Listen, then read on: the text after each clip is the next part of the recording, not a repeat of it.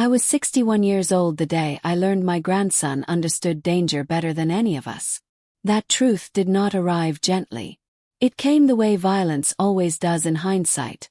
Obvious, unavoidable, and far too late to soften. We lived on the edge of Red Basin, a place people passed through but never stayed unless they had run out of better options.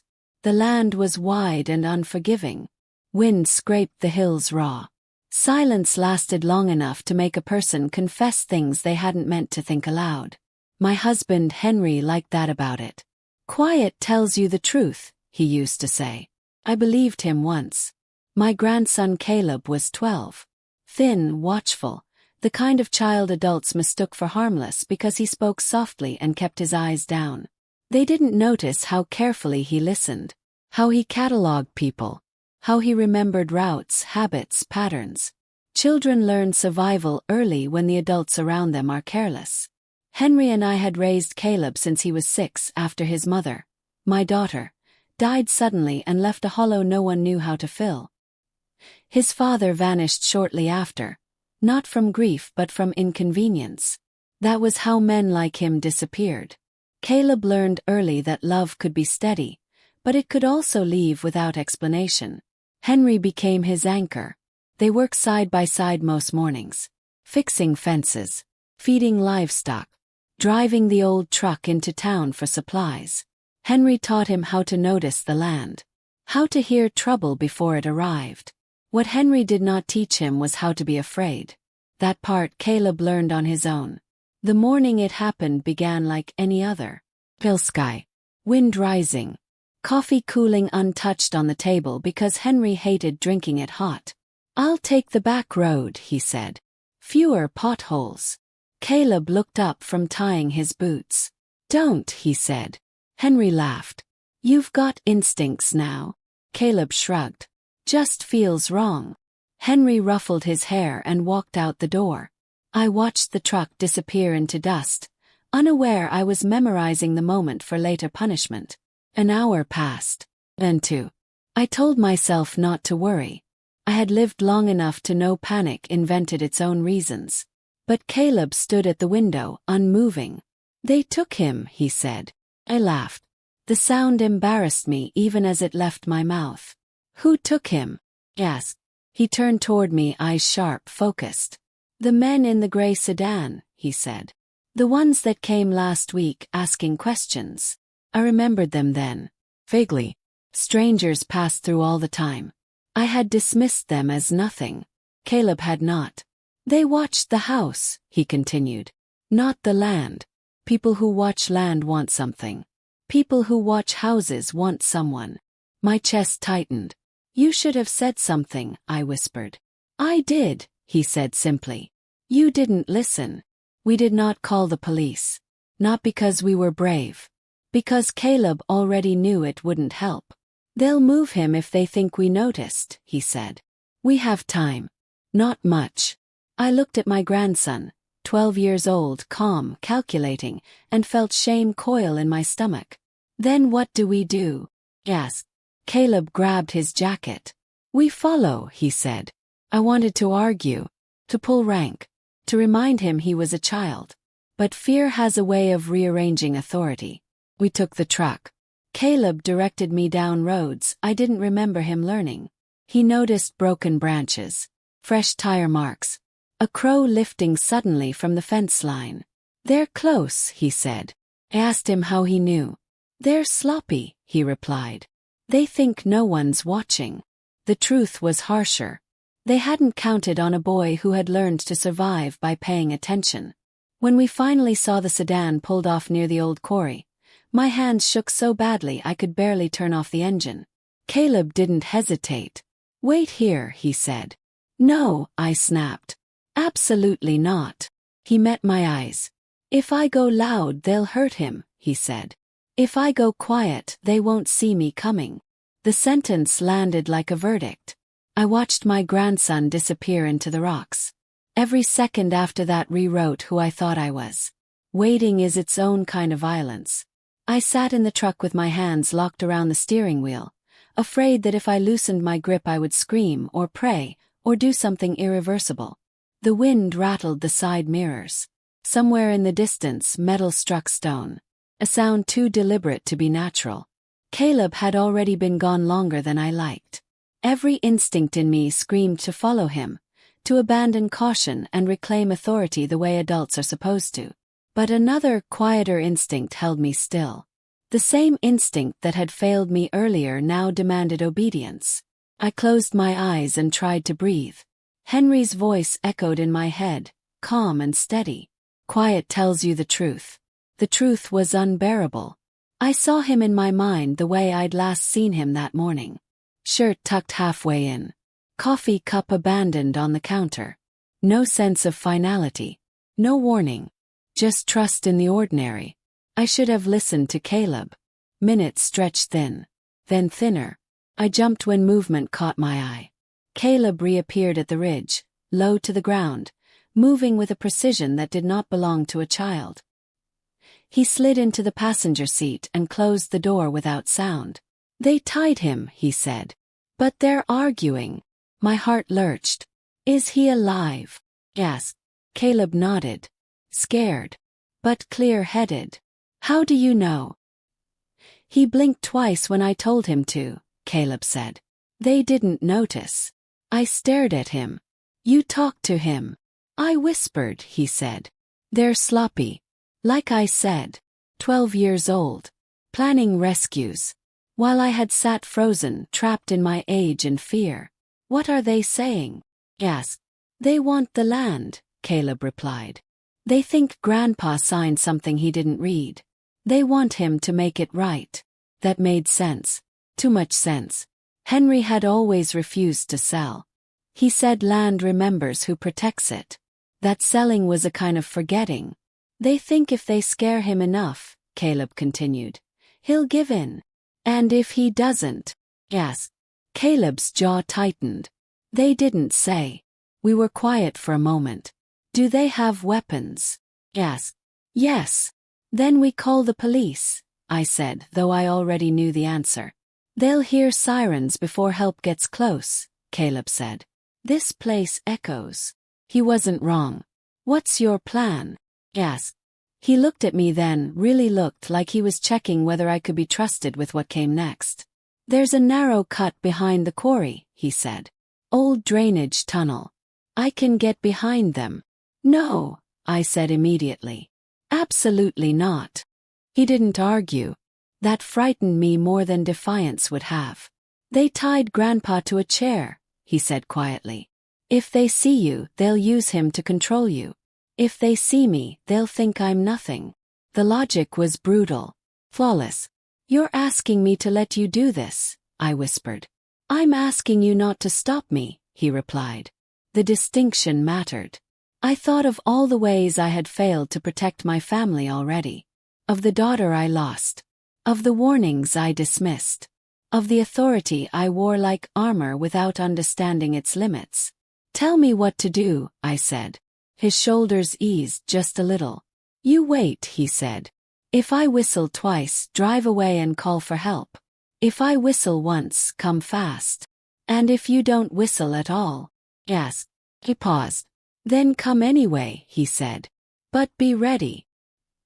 He was gone again before I could stop him. The quarry swallowed him whole. Time fractured after that. Every sound became a threat.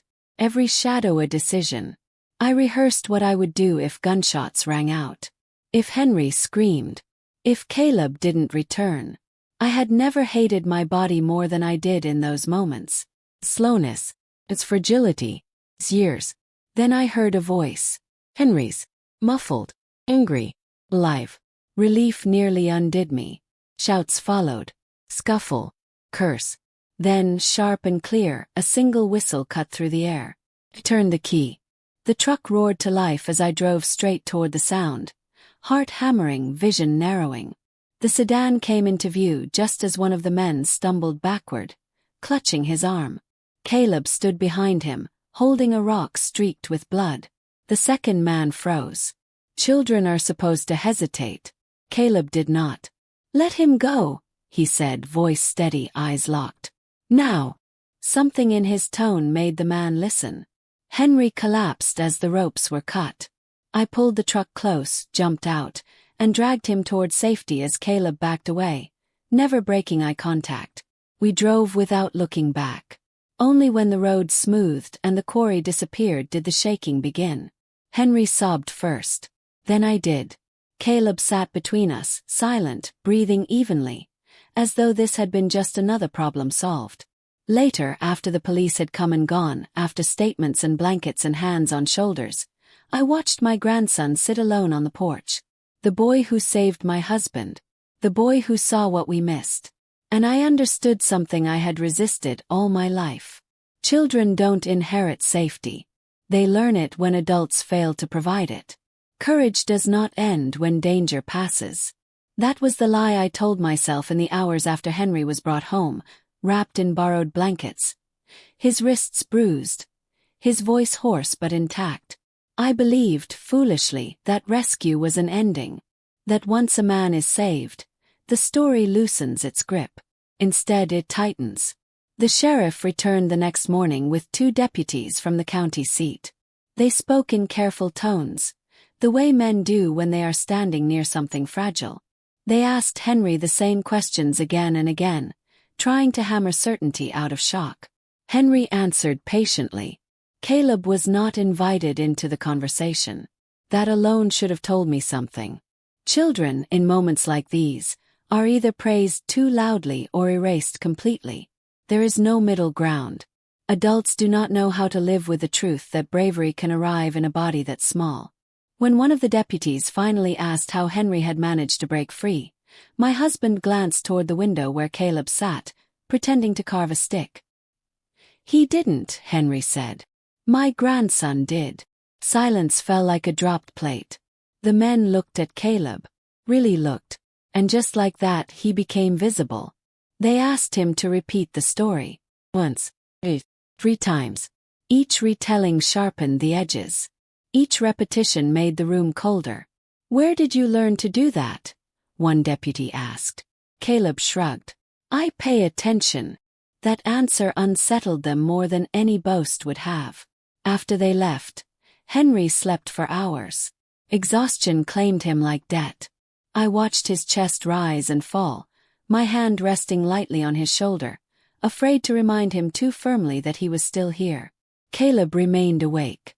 You should rest, I said. I'm fine, he replied. He was not. Could see it now. The tightness in his jaw. The way his eyes tracked every sound outside. The vigilance that had kept him alive yesterday was refusing to stand down. That night he dreamed. He thrashed, whimpered, called out for his grandfather. I held him like I had when he was small. His long limbs awkward in my arms. His breath hitching against my chest. It's over, I whispered. He shook his head against my shoulder. They'll remember me, he said. The bad ones. The words chilled me. You don't know that, I said. Yes, he replied. I do. Henry noticed it too, the change. He tried to bring back normalcy with jokes, with chores, with familiar rhythms. He asked Caleb to help mend the fence again, to walk the property with him in the evenings. But Caleb no longer walked beside him. He walked slightly ahead, scanning, measuring, calculating exits. The sheriff called a week later. They caught one of them, he said. The others still missing. My stomach tightened. Do you think he'll come back? Yes. There was a pause. People don't like being outsmarted by children, he said carefully. That night, Henry locked the doors for the first time in our marriage. Caleb noticed. You didn't used to do that, he said. I should have, Henry replied. Something in his voice broke then. Not loudly, quietly. The way men break when they realize survival has shifted roles. Caleb went to his room early. Henry and I sat together in the dark.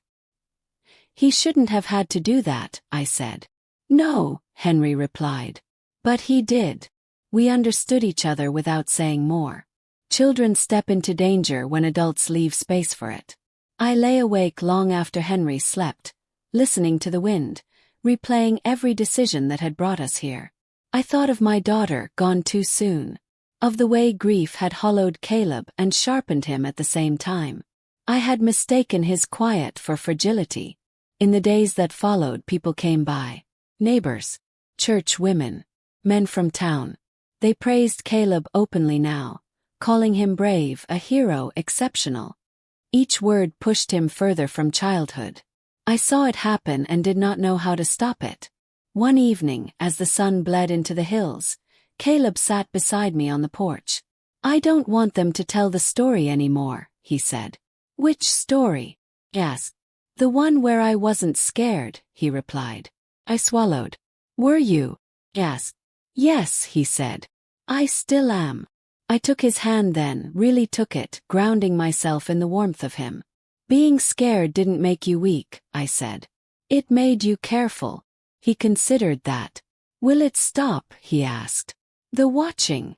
I did not lie. "I don't know," I said. "But I know this. You don't have to carry it alone anymore." He leaned into me just slightly. And I realized that saving a life is only the beginning. Living afterward is the harder work. The man they didn't catch did not vanish. He lingered like a thought you can't finish. Like a shadow that moves only when you stop watching it. Weeks passed. Winter leaned toward us slowly, the way it always did in Red Basin, testing resolve before committing. Henry healed on the surface. Bruises faded. His hands steadied. But something in him had shifted permanently. He no longer trusted the ordinary. Neither did Caleb. We changed our routines without discussing it. The back road was avoided. Errands were doubled up. Lights stayed on later. Henry began carrying his old rifle again, not openly but within reach. I noticed the way his eyes scanned the land now, no longer with affection, but with inventory. Caleb noticed more. "They came back," he said one evening, standing at the window. "Who?" I asked, though my chest already knew. "The other one," he said. He didn't come close. Just far enough to see. I stepped beside him. There were tire tracks at the edge of the property. Fresh. Careful. The sheriff came the next morning. He walked the perimeter, frowned, shook his head. "He's testing," he said. "Seeing what you've changed." "What does that mean?" I asked. "It means he's deciding," the sheriff replied. Caleb listened from the doorway. "Deciding what?" he asked. The sheriff hesitated, then chose honesty. "Whether you're worth the trouble." That night, Caleb didn't sleep at all. He sat at the kitchen table, drawing maps on scrap paper. Sightlines. Places to hide. Places to run. I took the paper from him. "You're 12, I said, sharper than I intended. "You shouldn't be doing this." He looked up at me, eyes tired but steady. "I shouldn't have had to do it the first time either," he said. The truth landed without cruelty. Henry intervened gently. "Son," he said, "we're handling it now." Caleb nodded. But he didn't stop planning. A storm came 2 nights later. Wind howled hard enough to rattle the windows. Rain cut visibility down to shadows. It was the kind of night people use. I woke to the sound of gravel crunching. Henry was already awake, rifle in hand. Caleb stood in the hallway, barefoot, listening. "They're here," he said. Before I could protest, Henry pressed a hand to my shoulder. "Stay with him," he said. "Lock the door." "I'm not hiding," Caleb said. Henry knelt in front of him, eyes level. "You already saved me once," he said. "Now let me protect you." That was the moment I saw my husband truly afraid. Flashlight beam swept across the yard. Then another. A knock followed. Firm. Deliberate. I held my breath. Henry moved to the door, slow, silent. He peered through the window, jaw tightening. "It's him," he mouthed. The knock came again. "Open up," a voice called. "We need to talk." Henry looked back at me. "Caleb." The boy shook his head once.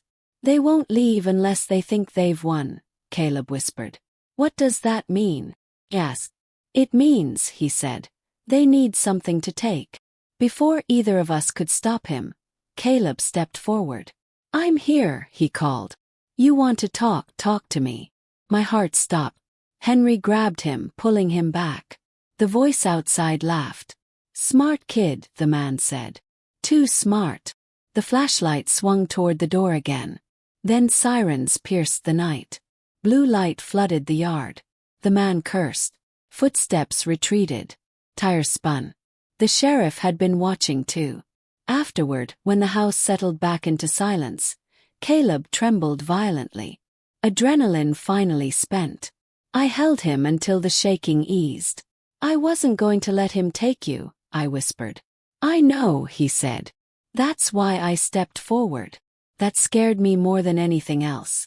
Because he was learning to use himself as leverage. The sheriff returned before dawn. He's gone, he said. For now. For good. Yes. He didn't answer. After he left, Henry sat heavily at the table. We can't keep him here, he said. Caleb looked up sharply. You're sending me away, he asked. No, Henry said. We're giving you space to be a child again. Caleb said nothing. But I saw the fracture form. Protection and abandonment look dangerously similar when you're young. That day, I realized the truth I had been avoiding. My grandson hadn't just saved my husband. He had crossed a line no child should ever have to cross. And there would be a cost. One we hadn't paid yet. There are moments when love stops asking permission. The decision to send Caleb away did not arrive as a single conversation. It crept in through half-finished sentences, through Henry's silence at dinner, through the way Caleb slept with his shoes beside the bed.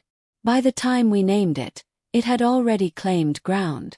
We're not sending him away, I said for the third time that morning. We're protecting him. Henry didn't argue. That frightened me more than resistance would have. Protection isn't just keeping danger out, he said quietly. Sometimes it's moving the child out of danger's memory. Caleb sat at the table, listening without looking at either of us. Say it straight, he said. You think I made things worse? No, I said immediately. You saved us. That's not what he means, Caleb replied, nodding toward Henry. He means they remember me. Henry closed his eyes. That's exactly what I mean. The sheriff confirmed what we already knew. The man who escaped had connections. He wouldn't act quickly again, but he wouldn't forget either. Time, the sheriff said, cuts both ways. He'll wait until you think it's safe, he said. That's how men like him operate. I hated that sentence. Caleb had an aunt in Arizona. My late daughter's sister by marriage. Kind enough. Far enough. A place where Red Basin was just a name on a map, not a wound. When I told Caleb, he didn't cry. He nodded once. How long? He asked. I don't know, I said. He accepted that too easily. We packed quietly. The house felt like it was holding its breath. Each folded shirt felt like a confession. Each object left behind felt like a small betrayal. On the morning he was to leave, Caleb stood on the porch and looked out over the land. I'll remember this place right, he said. What do you mean? Yes. Not just the bad parts, he replied. I don't want fear to be the loudest thing. I kissed his forehead and tasted salt. Henry hugged him longer than he meant to. When he finally pulled away, his hands were shaking. Be a boy, he said gruffly. Let someone else watch for a while. Caleb climbed into the car without looking back. I watched the dust settle long after he disappeared. The house hollowed out after that. Henry and I moved through it like guests. We spoke less. When we did speak, we avoided the future. It felt too fragile to touch. Some nights, Henry woke gasping, convinced he heard footsteps outside. Other nights, I dreamed of Caleb standing between us and something unseen, arms spread wide. I woke each time with the same thought. We taught him that. Months passed. No word came of the man. Winter broke. Spring returned reluctantly. Then the letter arrived. Caleb wrote carefully, as if choosing words was an act of balance. He said he was sleeping better. That he liked school. That he still watched doors but not all the time. He said his aunt laughed easily and didn't ask questions he wasn't ready to answer. At the end, he wrote one sentence that unraveled me. "I'm learning how to be 12 again." I folded the letter and pressed it to my chest. Henry read it later alone. When he finished, he nodded once and went outside. Followed him. "Did we do the right thing?" "Yes." He stared out across the land. "I don't know," he said. "But I know what would have happened if we did nothing." That night, for the first time in months, Henry slept through until morning. So did I. But peace, I learned, is not the same as resolution. It is only a pause. Time changes shape when you are waiting for it to finish something. Years passed without ceremony. Red Basin aged quietly. Stores closed. New families did not arrive. The land remained patient and indifferent, the way land always is. Henry and I grew slower. Our bodies began negotiating terms with each morning. Caleb grew up elsewhere. Letters came first, then longer silences, then phone calls spaced carefully apart. He never spoke of that day unless I asked, and even then, he chose his words like stones placed across deep water. "I remember it," he once told me. "But it doesn't own me anymore." That was the best sentence I'd ever heard. Henry's health declined the year Caleb turned 18. His hands shook again, not from fear this time but from age. The land demanded more than it gave back now. We sold part of it, kept the house. When Henry died, it was quiet. In his sleep. The way he'd always said he wanted to go. Caleb came home for the funeral. He stood taller than I expected. Broader. Still watchful, but softer at the edges. He hugged me gently, as if measuring my strength before committing his. "I'm sorry I wasn't here," he said. "You were," I replied. "Just not in the same place." We walked the property together the next morning. He moved through it without tension, noticing without scanning. The boy who once calculated exits now paused to admire how the light hit the hills. "I don't feel like I have to protect everyone anymore," he said. I smiled through tears. "Good," I said. "That was never your job." He stayed longer than planned. Helped me sort through Henry's things. We talked about ordinary matters. Weather, work, plans. The past stayed where it belonged. On his last night, he sat with me on the porch. "I think," he said, "that saving Grandpa saved me too." Waited. "Because I learned I wasn't helpless," he continued. "But being sent away taught me something else. That I didn't have to stay dangerous to be strong." I took his hand. "That was the hardest lesson," I said. "For all of us." When he left again, it didn't feel like loss. Felt like completion. Now I am older. The house is quieter. But it is no longer hollow. I tend the land lightly. I keep Henry's stories alive without letting them rule me. Sometimes when the wind shifts just right, I hear echoes of that day. The quarry. The whistle. The moment everything could have ended differently. I no longer ask why my grandson had to be brave so young. I ask what we did afterward. We listened. We changed. We let him grow. That is what it means to be saved. Not just surviving the danger, but refusing to let it decide who you become. Don't forget to subscribe and leave a comment. See you in the next story.